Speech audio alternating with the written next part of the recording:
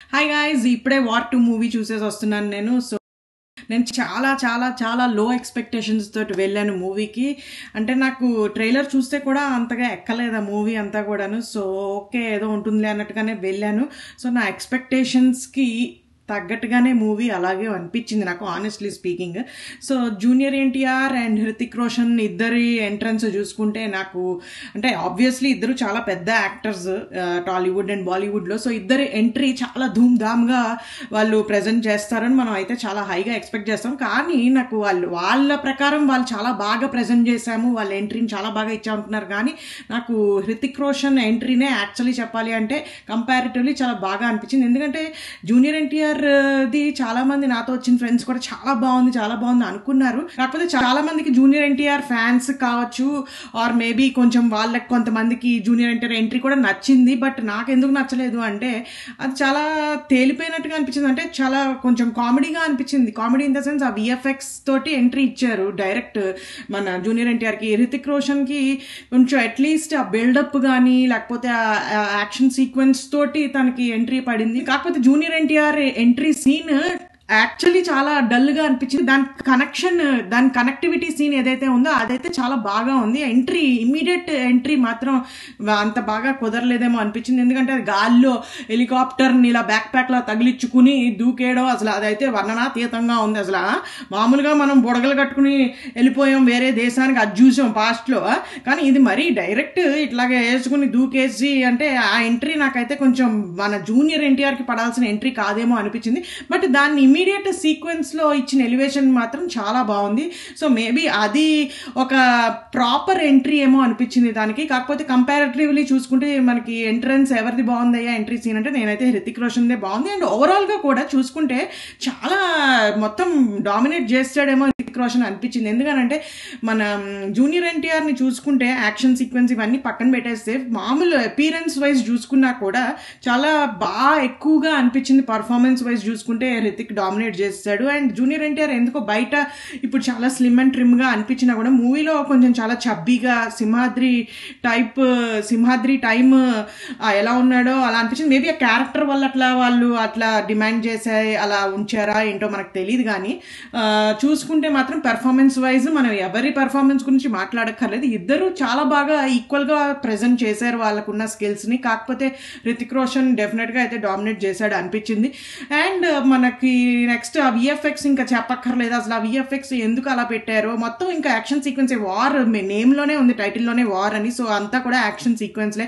గాల్లో కొట్టేసుకుంటారు, కింద నేల మీద కొట్టేసుకుంటారు, నీళ్ళలో కొట్టేసుకుంటారు, ఆఖరికి ట్రైన్ పైకి ఎక్కిన సీక్వెన్స్ అయితే అసలు ఇంకా నాకు అడగద్దు. ఇంకా నాకు ఇవే కొంచెం అయితే అనిపిస్తాయి. అంటే హాలీవుడ్లో తీస్తే చూస్తారు కదరా అంటారు, హాలీవుడ్లో తీస్తారు కానీ మరీ కొంచెం లాజిక్ అంటే మనం బ్రెయిన్ తీసి పక్కన పార్క్ చేయాలి అంతే కొన్ని సీన్లు చూడాలి అంటే. మరి ఓవరాల్ గా విఎఫ్ఎక్స్ కూడా నాకు ఏం ఎక్కలేదు, కొంచెం కామెడీగా ఉంది. అసలు బ్యాక్ స్టోరీలో పిల్లాడు గోడ దూకేది కూడా వాళ్ళు కేర్ తీసుకోలేకపోయారు. అదైతే పల్టీ ఇంకా అసలు కామెడీగా అనిపించింది, ఆ పల్టీ కొట్టడం దూకడం ఇవన్నీ కూడాను. అండ్ కొంచెం ఏమైనా మూవీలో బాగున్న ఎలిమెంట్స్ ఏమైనా ఉన్నాయా అంటే నాకు నచ్చిన ఎలిమెంట్స్ ఏమిటి అంటే క్లైమాక్స్ లో వచ్చిన ఒక సాంగ్ అయితే నాకు చాలా బాగా నచ్చింది. Hrithik and junior NTR combination లో మంచి సాంగ్ ఉంటుంది, చాలా బాగుంది. అది హైగా ఉంది, ఆ సాంగ్ చాలా బాగుంది అది.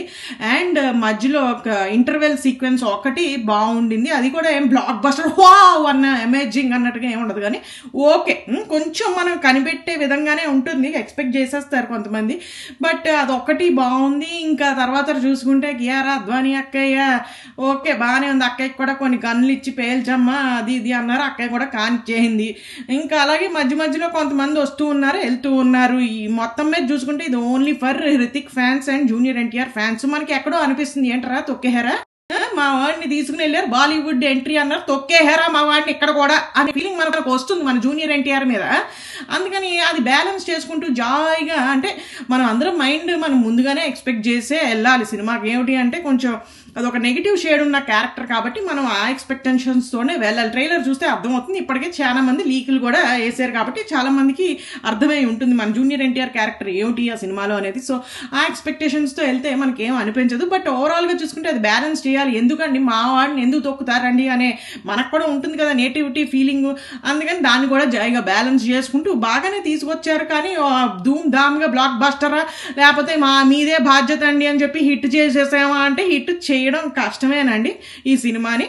సో మీరు కొంచెం ఏమనుకోవద్దు. మేము $30 మేము కూడా బొక్క పెట్టుకుని వెళ్ళాం. ఆ థియేటర్ ఖాళీగా ఉంది సినిమా. ఓన్లీ హ్యాపీస్ ఏంటంటే $30కి మొత్తం ప్రపంచం అంతా చుట్టేసాం మేము. సినిమాలో ఎన్ని ప్లేసులు అంటే ఇంకా అసలు మామూలు ప్లేసులు కాదు. ఈ తెలుగు ట్రావెలర్స్ కంటే కూడా మేము బోల్డ్ ప్రదేశాలు 195, 185 అనుకుంటూ లిస్ట్ పెడతారు కదా, వాళ్ళందరికంటే కూడా మేము కూడా ఆల్మోస్ట్ $30లో మొత్తం ప్రపంచం అంతా చుట్టేసాం. ఎన్ని దేశాలు తీసుకెళ్ళిపోయారు అదో కన్ఫ్యూజన్. ఫస్ట్ శ్రీలంక వెళ్ళిపోతాం, ఆ తర్వాత ఇంకెక్కడికో తీసుకుపోతారు, ఎక్కడో పాకిస్తాన్కి వెళ్ళిపోతాం, ఆ తర్వాత మళ్ళీ ఇక్కడ దుబాయ్కి వచ్చేస్తాం, దుబాయ్ నుంచి ప్యారిస్ అంటారు, ప్యారిస్ నుంచి ఎక్కడో మాస్కోకి వెళ్ళిపోయాం, ఇలా చైనా రష్యాకి కూడా అన్ని మొత్తం వాట్ నాట్ అన్ని దేశాలు తిప్పేశారు మమ్మల్ని $30కి. అదొకటే హ్యాపీస్. ఇంకా అలాగే నెక్స్ట్ ఏమిటయ్యా అంటే మరి తర్వాత పేర్లు ఎందుకు అన్ని పేర్లు పెట్టారో అసలు ఆ పేర్లతోనే సగం పిచ్చెక్కిపోయింది నాకు గుర్తెట్టుకోలేక. ఓవరాల్ గా వార్ 2 సినిమా అయితే ఓన్లీ ఫర్ ఫ్యాన్స్. ఇంకా అంతకుమించి ఇంకా మ్యూజిక్ కూడా అంటే మ్యూజిక్ ఏదో ఉందిలేండి, చాలా ధూమ్ధామ్గా ఉంటుందేమో మ్యూజిక్ అని మధ్య సీట్లు వేసుకున్నాం కానీ అంత ఎఫెక్ట్ ఏమి అనిపించలేదు. ఓకే అంత బాగుంది, మంచిగా గూస్ బంప్స్ వచ్చేలా ఉంది అన్న ఎలిమెంట్ ఏమైనా మన బీజిఎం బాగుంది అంటే చివరాకర్లో వచ్చిన సాంగ్ ఒకటే. అసలు వాళ్ళిద్దరు ఎంత బెస్ట్ డాన్సర్స్ అండి, అసలు నాకు అర్థం కాదు. రితిక్ జూనియర్ ఎన్టీఆర్ ఇద్దరు అమేజింగ్ డాన్సర్స్. దాన్ని ప్రాపర్గా యూటిలైజ్ చేసుకోలేదు వాళ్ళ డాన్స్ని మాత్రం ఎక్కడ కూడా ఏ సాంగ్లో కూడాను. చివరాకర్లో అది ఒక మాంటేజ్ సాంగ్ కాబట్టి యాక్షన్ సీక్వెన్స్ వెళ్ళిపోతుంటుంది, బట్ అది చాలా బాగా డిజైన్ చేశారు, నాకు బాగా నచ్చింది. అండ్ అంతా అయిపోయాక చివరాకర్లో కూడా ఒకటి ఎట్టారు, అది కూడా చూసి సమర్పించుకున్నాక రండి. అంతేగాని కంగారు రైట్లు అడిపోయి కదా పదండి వెళ్ళిపోదాం అనుకుంటే వెళ్ళిపోతే అక్కడ ఒక ట్విస్ట్ ఎట్టారులేండి చివరాకర్లో, అది ఎక్కడో ఉంది. అందుకని అది కూడా చూసి మొత్తం అయ్యాక అప్పుడు బయలుదేరి వస్తే మీకు కూడా నెక్స్ట్ ఇంకో పార్ట్ 3 ఉందని అర్థం అవుతుంది. అదనమాట కాన్సెప్ట్. ఓవరాల్ గా నా ఒపీనియన్ ఏమిటయ్యా అంటే వార్ 2 మీద బొక్కే $30 మాకైతేను. సో ఫ్యాన్స్ కి అయితే చూసుకుంటాము అంటే వెళ్ళి రండి, థియేటర్కి వెళ్ళి మీరు చూసుకుని రండి. లేదయ్యా మాకు అక్కర్లేదు మేము ఏదో చేసుకుంటాం అంటే అది మీ ఇష్టం, మీరు మీ నాగవంశీ గారు మీరు చూసుకోండి, నాకేం సంబంధం లేదు. నేనైతే $30 సమర్పించుకుని బాధ్యతగా ఫీల్ అయ్యి సినిమా చూసి వచ్చాను. ఇంకా నా ఒపీనియన్ కూడా షేర్ చేసుకున్నాను ఆనెస్ట్ గా. మరి $30 పెట్టి కొన్నందుకు నేను నా ఒపీనియన్ ఏమిటో కూడా చెప్పుకోవాలి కదా. వెళ్ళొస్తాను అని చెప్పాను, వెళ్ళొచ్చాక ఏమిటి అనేది కూడా చెప్పాలి కాబట్టి చెప్పేసాను. నా బాధ్యతగా నేను తీర్చేసుకున్నాను. ఇంకా పాయిపెచ్చు మీ అందరి ఇష్టం. Thank you very much. కూలీ కూడా చూసొస్తాను. All the very best.